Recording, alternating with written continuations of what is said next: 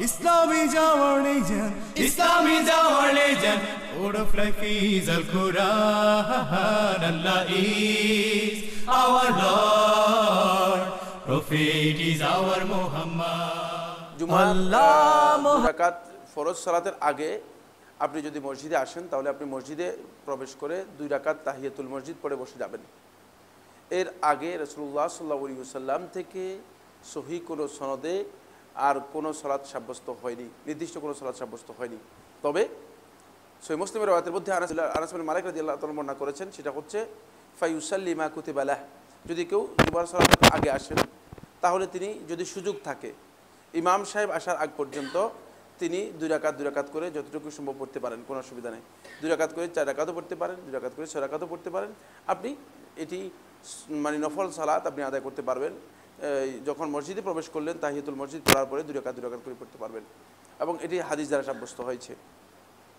কিন্তু যখন ইমাম সাহেব প্রবেশ করবেন তখন আর কোনো সালাত আদায় করবেন না, তখন আর কোনো নফল সালাত আদায় করতে পারবেন না, কারণ তখন খুতবার জন্য ইমাম সাহেব দাঁড়িয়ে যাবেন। বাকি সালাতের পরে, জুমার ফরজ সালাতের পরে রাসূলুল্লাহ সাল্লাল্লাহু আলাইহি ওয়াসাল্লাম নির্দেশ দিয়েছেন, সেটা হলো সল্লু বা'দাল জুমআতি আরবাআন, জুমার পরে তোমরা 4 রাকাত আদায় করো। জুমার পরে রাসূলুল্লাহ সাল্লাল্লাহু আলাইহি ওয়াসাল্লাম সুন্নাহ দ্বারা 4 রাকাতের কথা সাব্যস্ত হয়েছে। আরেকটি হাদিস আবু দাউদের রাওয়ায়াতের মধ্যে এসেছে, আয়েশা রাদিয়াল্লাহু তাআলা থেকে রাসূলুল্লাহ সাল্লাল্লাহু আলাইহি ওয়াসাল্লাম যখন জুমার সালাতের পরে ঘরে ফিরে যেতেন, রাসূলুল্লাহ সাল্লাল্লাহু আলাইহি ওয়াসাল্লাম ফায়ুসাল্লি রাকাতাইনি, 2 রাকাত পড়তেন ঘরের মধ্যে, ফি বাইতিহি, তার ঘরের মধ্যে। সুতরাং কেউ যদি ঘরে পড়ে 2 রাকাত পড়বে, আর মসজিদে পড়লে তিনি 4 রাকাত পড়বেন। এটাকে এই সামঞ্জস্য বিধান করেছেন মাজমু ফাতাওয়ার মধ্যে শেখুল ইসলাম ইবনে তাইমিয়া রাহমাতুল্লাহি আলাইহি। সেভাবে যদি আমরা আদায় করি তাহলে আমরা সুন্নাহর অনুসরণ করলাম। এবং জুমার আগে কাবলাল জুমআ এর ব্যাপারে আব্দুল্লাহ ইবনে মাসউদ রাদিয়াল্লাহু তাআলা বর্ণিত বাইহাকি তার শুআবুল ঈমানের মধ্যে যে হাদিসটি বর্ণনা করেছেন, এই হাদিসটি মিথ্যা বা মুনকার, গ্রহণযোগ্য নয়।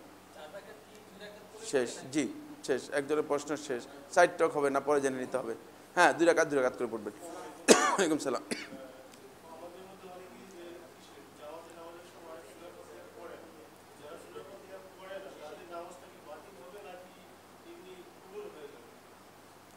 যারা সূরা ফাতিহা পড়েন না পড়েন, কোনটা? যে কেউ যদি জামাতে অংশগ্রহণ করে ইমামের সাথে, কিন্তু সালাতের মধ্যে ইমামের সাথে সূরা ফাতিহা না পড়ে, তাহলে তার সালাত কি বাতিল হয়ে যাবে কিনা? প্রশ্নটা স্পষ্ট কিনা এখন আপনাদের কাছে? হ্যাঁ, এই প্রশ্নের মধ্যে আমি বলেছি যে এর উত্তরের মধ্যে ইখতিলাফ রয়েছে, মতপার্থক্য রয়েছে। একদল উলামায়ে কেরাম বলেছেন তার সালাত হবে না, বাতিল হয়ে যাবে। আবার আরেকদল উলামায়ে কেরাম বলেছেন যে তার সালাত হয়ে যাবে, যেহেতু এটা ইজতিহাদি বিষয়, যেহেতু ইজতিহাদের সাথে সম্পৃক্ত বিষয়। কোনো উলামায়ে কেরামের ইজতিহাদ হচ্ছে সূরা ফাতিহা না পড়লেও চলবে। তাই এই মাসআলাটা মূলত তার সালাতটা সন্দেহভাজন। এখন এই সন্দেহ থেকে তাকে বেরিয়ে আসতে হলে সূরা ফাতিহা পড়াটাই হচ্ছে তার জন্য উত্তম। তাহলে তার সালাতের ব্যাপারে আর তার সন্দেহ থাকলো না। যেহেতু রাসূলুল্লাহ সাল্লাল্লাহু আলাইহি ওয়াসাল্লাম এই হাদিসটি সহিহ বুখারীর মধ্যে যেটা বলেছেন, লা সালাতা লিমান লাম ইয়াকরা বিফাতিহাতিল কিতাব, যে এই সূরা ফাতিহা পড়ল না তার নামাজই হলো, তার এটি নামাজই না। তাই এই হাদিসটি যদি রাসূল সাল্লাল্লাহু আলাইহি ওয়াসাল্লাম আমরা সামনে রাখি, তাহলে আমাদের আশঙ্কা থেকে যাবে যে সালাত হবে কি হবে না, এই আশঙ্কা থেকে যাবে। আর এই বিষয়ে মূলত এই যুগের সর্বশ্রেষ্ঠ ফকিহ শেখ মোহাম্মদ আল মুখতার হাফিজাহুল্লাহ তাআলা তার বক্তব্যে উল্লেখ করেছে। তিনি বলেছেন যে সূরা ফাতিহা যদি না পড়ে তাহলে সালাত হবে না, সালাত বাতিল হয়ে যাবে। কারণ রাসূলুল্লাহ সাল্লাল্লাহু আলাইহি ওয়াসাল্লামের অসংখ্য সহিহ হাদিসের মাধ্যমে সালাতের মধ্যে সূরা ফাতিহা পড়ার বিষয়টি সাব্যস্ত হয়েছে এবং নির্দেশ দেওয়া হয়েছে। সূরা ফাতিহার ব্যাপারে রাসূল সাল্লাল্লাহু আলাইহি ওয়াসাল্লাম বলেছেন, সূরা ফাতিহা যে পড়ল না তার নামাজই হলো না। সুতরাং এর চেয়ে বড় মুফতি রাসূলের চেয়ে যদি কেউ হন তাহলে তার কথা গ্রহণযোগ্য হতে পারে, কিন্তু আমার জানা নেই আমার নবী সাল্লাল্লাহু আলাইহি ওয়াসাল্লামের চেয়ে শ্রেষ্ঠ মুফতি আর কে হতে পারে, এটা আমার জানা নেই। ফলে এটাই ফতোয়া, এটাই গ্রহণযোগ্য অভিমত। এবং সূরা ফাতিহা পড়তে অসুবিধা কোথায় মুসল্লিকে নিষেধ করতেছে কে? আমি অনেক জায়গায় এটা প্রশ্ন করেছি যে আপনাকে নিষেধ করে কে? কারণ আপনি তো নামাজের মধ্যে দাঁড়িয়ে আছেন, আমি তো বেকার লোক, এখানে আপনার বলে আমার অন্য ব্যস্ততা আছে, এই জন্য আমি সূরা ফাতিহা পড়তে পারতেছি না। যেহেতু আমার নবী সাল্লাল্লাহু আলাইহি ওয়াসাল্লাম সূরা ফাতিহা পড়তে বলেছেন, আপনাকে নিষেধ করলো কে? আমি আর এর কারণ খুঁজে পাই নাই, কোনো কারণ সূরা ফাতিহা না পড়ার কোনো কারণ আমি খুঁজে পাই নাই। একটাই কারণ খুঁজে পেয়েছি, সেটা হচ্ছে প্রবৃত্তির অনুসরণ। আমি বলছি যে হ্যাঁ, প্রবৃত্তির অনুসরণ সালাতের মধ্যে জায়েজ নেই, অনুসরণ করবেন আবার নবী সাল্লাল্লাহু আলাইহি ওয়াসাল্লামের প্রবৃত্তির অনুসরণের সুযোগ নেই। হ্যাঁ, এরকম আরও বহু, এই যে এই মাসালার মধ্যে 2-3 দিনের আলোচনা রয়েছে, বুঝতে পেরেছেন কিনা? জি হ্যাঁ, ঈশা মাগরিব ফজর সবগুলোতেই। জি জি, সামনে চলো। ওয়ালাইকুম সালাম রহমতুল্লাহ, ফদ্দল, জি বলেন।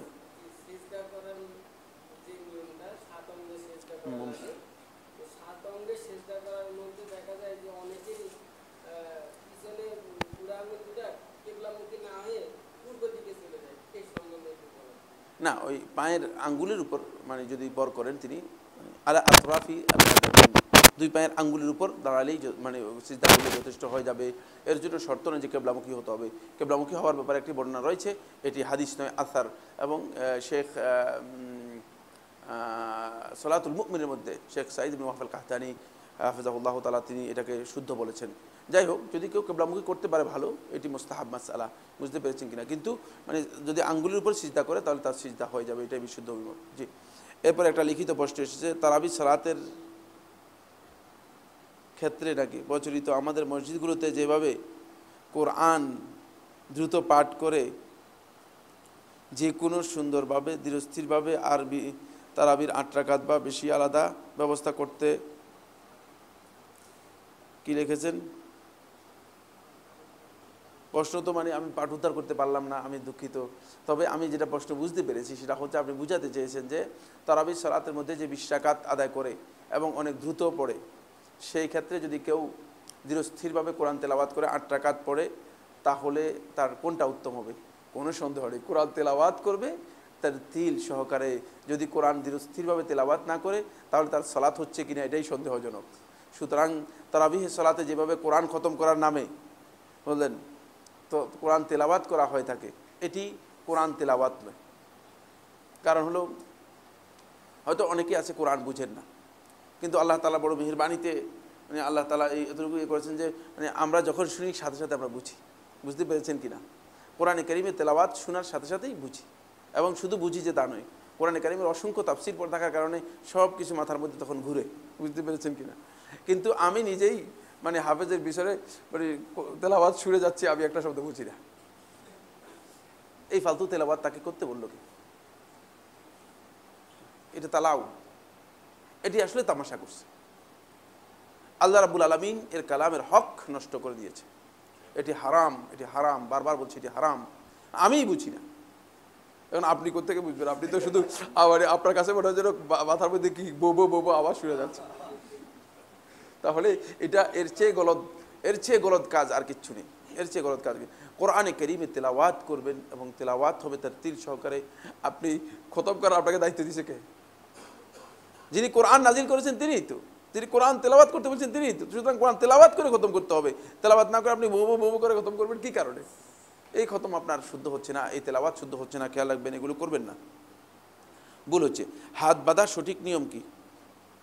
হক্কানি পীর মানা যাবে? হাত বাঁধার সঠিক মানে হাত বাঁধার সঠিক বলতে কি বুঝাচ্ছেন? কি নামাজের মধ্যে হাত বাঁধার কথা বলছেন? হ্যাঁ, নামাজের মধ্যে হাত বাঁধার বিষয়ে ওলামায়ে কেরামের ইখতিলাফ রয়েছে। একদল ওলামায়ে কেরাম, এখানে অনেক ইখতিলাফ রয়েছে। যাই হোক, দুটি অভিমত প্রসিদ্ধ। একটি হানাফি মাযহাবের ওলামায়ে কেরাম বলেছেন নাভির নিচে, আর একটি জুমহুর মুহাদ্দিসিনে কেরাম, শাফি মাযহাবের ওলামায়ে কেরাম, হাম্বলি মাযহাবের ওলামায়ে কেরাম এবং অনেক মানে ওলামায়ে কেরামের বক্তব্য সলফে সালেহিন আমল দ্বারা সাব্যস্ত হয়েছে, সেটা হচ্ছে বুকের উপর বাঁধা, বুকের উপর বাঁধা। এবং এই মর্মে রাসূলুল্লাহ সাল্লাল্লাহু আলাইহি ওয়াসাল্লাম দুটি সহিহ হাদিস সাব্যস্ত হয়েছে, দুটি সহিহ হাদিস সাব্যস্ত হয়েছে বুকের উপর বাঁধার ব্যাপারে। নাভির নিচে বাঁধার ব্যাপারে একটি হাদিস ইমাম তিরমিজি আলী ইবনে আবি তালেব থেকে বর্ণনা করেছেন, হাদিসটি সনদের দিক থেকে দুর্বল, গ্রহণযোগ্য নয়। বাকি আমার আরেকটি মাসালা এখানে জিজ্ঞেস হয়, সেটা হলো নাভির নিচের জায়গায় কোথায় বাঁধবে? যে এই জায়গায় আমি পাই না। কে জানেন? আপনারা নাভির নিচে যদি ভালো করে জায়গা পান তাহলে আমাকে একটু খোঁজ খবর দেবেন। নাভির নিচে জায়গায় তো আসলে হাত বাঁধার, এটা গলত মাসালা। এটা হতে পারে ওলামায়ে কেরামের ইজতিহাদও হতে পারে, আমার অসুবিধা নেই, আমি আলেমদেরকে সম্মান করি, ইহতিরাম করি। কিন্তু আসলেই সালাতের মধ্যে মনোযোগের জন্য মানে নাভির নিচে মানে হাত বাঁধলে মনোযোগ আসবে না, বরং মনোযোগ নষ্ট হবে এবং ক্ষতিগ্রস্ত হবে সালাত। জোহরের 4 রাকাত, ফরজের পূর্বে সুন্নত কয় রাকাত? 4 রাকাত নাকি 2 রাকাত? দুইটাই সাব্যস্ত হয়েছে। একটু আব্দুল্লাহ ইবনে উমর রাদিয়াল্লাহু তাআলা থেকে বর্ণিত হাদিসের মধ্যে 2 রাকাত পড়ার বিষয়টি সাব্যস্ত হয়েছে, আর একটি আয়েশা রাদিয়াল্লাহু তাআলা বর্ণিত, আব্দুল্লাহ ইবনে উমর রাদিয়াল্লাহু বর্ণিত, আবু হুরায়রা রাদিয়াল্লাহু বর্ণিত হাদিসের মধ্যে 4 রাকাত সাব্যস্ত হয়েছে। সুতরাং আপনারা দুইটা আদায় করতে পারেন। কেউ 2 রাকাত পড়লেও সুন্নাত আদায় হয়ে যাবে, 4 রাকাত পড়লেও সুন্নাত আদায় হয়ে যাবে। তবে আছে এখানে, তবেটা হচ্ছে এই, রাসূলুল্লাহ সাল্লাল্লাহু আলাইহি ওয়াসাল্লাম যে হাদিসের মধ্যে ফজিলতের কথা বলেছেন, তার জন্য জান্নাতের মধ্যে একটি ঘর তৈরি করে দেওয়া হবে। যে হাদিসের মধ্যে ফজিলত রয়েছে সেখানে 4 রাকাতের কথা এসেছে। সুতরাং যদি কেউ এই ফজিলত লাভ করতে চান তিনি কয় রাকাত পড়বেন? বুঝতে পেরেছেন তো? জি, শেষ না? ও হাক্কানি পীর মানা যাবে কিনা, না হাক্কানি শব্দই পীরের মধ্যে প্রযোজ্য নয়, আমরা দুঃখিত। কারণ হলো শব্দটাই এটা ইসলামী পরিভাষার পরিপন্থী। বরং মানে কোরআন এবং হাদিসের অনুসরণ করার জন্য আলেম ওলামাদের অনুসরণ করতে পারেন, আলেমদেরকে কোরআন এবং হাদিসের মাধ্যমে তারা অনুসরণ করতে পারেন। কিন্তু এর অর্থ এই যে কোনো ব্যক্তির অন্ধ আনুগত্য করবেন। কারণ পীর এই পরিভাষাটা ফার্সি, এটা আরবি ইসলামী পরিভাষা নয়। আর এর জন্য মানে যে টার্মটা আবিষ্কার করেছে, অনেক দীর্ঘ আলোচনা, প্রত্যেকটা পয়েন্ট কিন্তু আপনার ইখতিলাফি মাসালা একদিন দুদিনের আলোচনা, বুঝতে পেরেছেন? যে টার্মটা আবিষ্কার করা হয়েছে, এই টার্মটা হচ্ছে মানে আপনি যদি পীরের হাতে বয়াত গ্রহণ করেন তাহলে আপনি কি হবেন? হ্যাঁ, কি হবেন? এখানে কি আপনার কেউ পীরের মুরিদ নেই? পীরের হাতে আপনি যদি বায়াত নেন তাহলে আপনি মুরিদ, বুঝলেন? আপনি কি হবেন? মুরিদ। মানে মুরিদ হচ্ছে যে ব্যক্তি, মুরিদ শব্দের অর্থ হচ্ছে আরবি ভাষায় যে ব্যক্তি নিজের স্বাধীন ইচ্ছাকে অন্য কারো হাতে বিক্রয় করে দিয়েছে, বুঝতে পেরেছেন কিনা? এই অর্থে প্রত্যেকটি বান্দা মুরিদ হচ্ছে আল্লাহ তাআলার, আর আল্লাহ হচ্ছেন মুরাদ। আল মুরাদ হু আল্লাহু সুবহানাহু ওয়া তাআলা। এজন্য শাইখুল ইসলাম ইবনে কাইয়্যিম রাহমাতুল্লাহ আলাইহি তার কিতাবের মধ্যে উল্লেখ করেছেন, তাওহীদুল মুরাদ হচ্ছে আল্লাহ রাব্বুল আলামিনের তাওহীদ সাব্যস্ত করতে হলে আল্লাহ তাআলাকেই একমাত্র উদ্দেশ্য করতে হবে, ওটা কাউকে উদ্দেশ্য করা যাবে না। আপনি উদ্দেশ্য করতেছেন এখন পীর সাহেবকে, কেন? তিনি আল্লাহর পক্ষ থেকে নিযুক্ত না, রাসূলের পক্ষ থেকে নিযুক্ত না, কার পক্ষ থেকে নিযুক্ত? তিনি নিজের পক্ষ থেকে নিজে নিযুক্ত।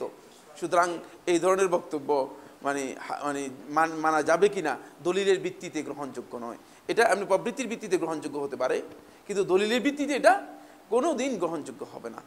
আমি এখন আপনাদের এখানে এসে বললাম যে আমি মদিনা ইউনিভার্সিটিতে ছিলাম 18 বছর, রাসূল সাল্লাল্লাহু আলাইহি ওয়াসাল্লাম মসজিদের মধ্যেই ছিলাম।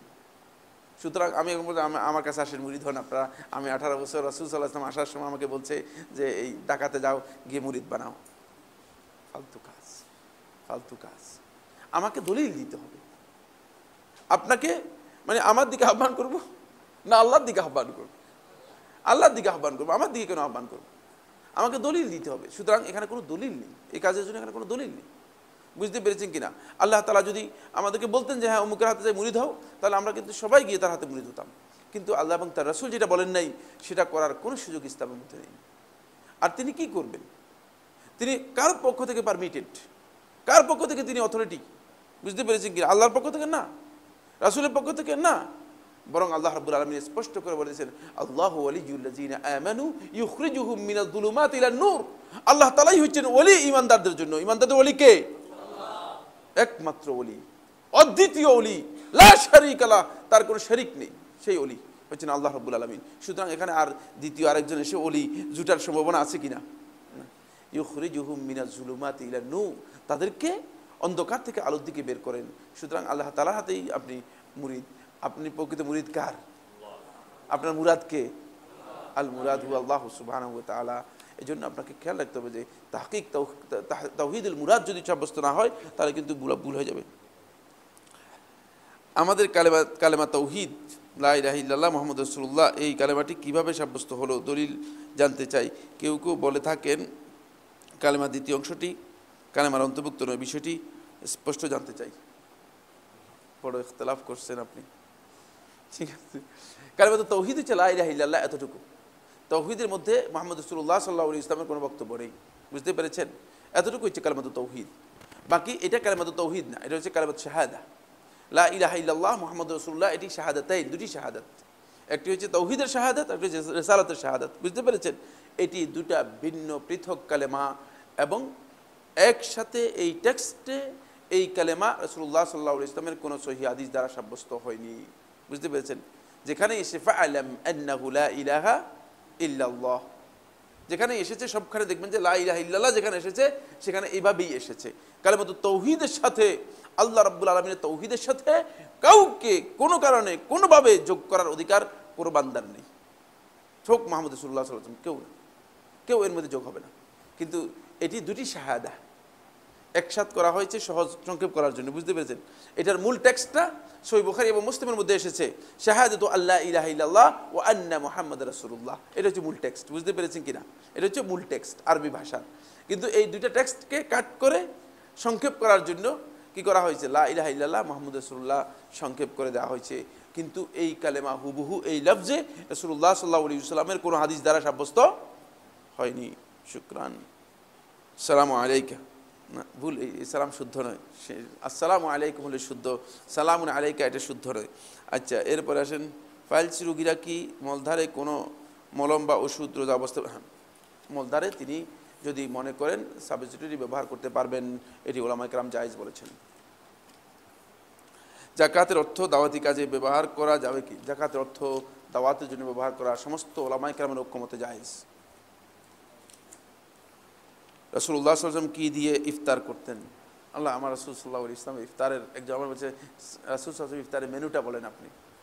আফসোস, মুসলমানরা আমরা উম্মতে মুহাম্মদী আমরা এটাও জানলাম না যে আমার নবী সাল্লাল্লাহু আলাইহি ওয়াসাল্লাম ইফতারের মেনু কী ছিল। এর দুঃখজনক বিষয়। নবী সাল্লাল্লাহু আলাইহি ওয়াসাল্লাম কিছু কাঁচা পাকা খেজুর দিয়ে ইফতার করতেন, কারণ পাকা খেজুরগুলো অনেক বেশি দাম, কাঁচা পাকা যেগুলো সেগুলো তুলনামূলক দাম কম হয়। রাসূল সাল্লাল্লাহু আলাইহি ওয়াসাল্লাম কাঁচা পাকা খেজুর দিয়ে ইফতার করতেন। বলছে যদি সেটা না পাও, কাঁচা পাকা না থাকে, সবসময় থাকে না, তাহলে শুধু খেজুর দিয়ে, আর যদি খেজুর সম্ভব না হয় তাহলে শুধু পানি দিয়ে ইফতার করবে। এটা হচ্ছে রাসূলুল্লাহ সাল্লাল্লাহু আলাইহি ওয়াসাল্লামের হাদী, এটা হচ্ছে ইফতারের শুরু, এটা হচ্ছে সুন্নাহ, এটা হচ্ছে ইফতার ক্ষেত্রে সুন্নাহ। এবার আপনি যদি অনেক বেশি আয়োজন করেন সেটা আপনার বিষয়, সেটা হারাম নয়, ইসলামে নিষিদ্ধ নয়, তবে ইসরাফ জায়েজ নেই, অপচয় করা জায়েজ নেই।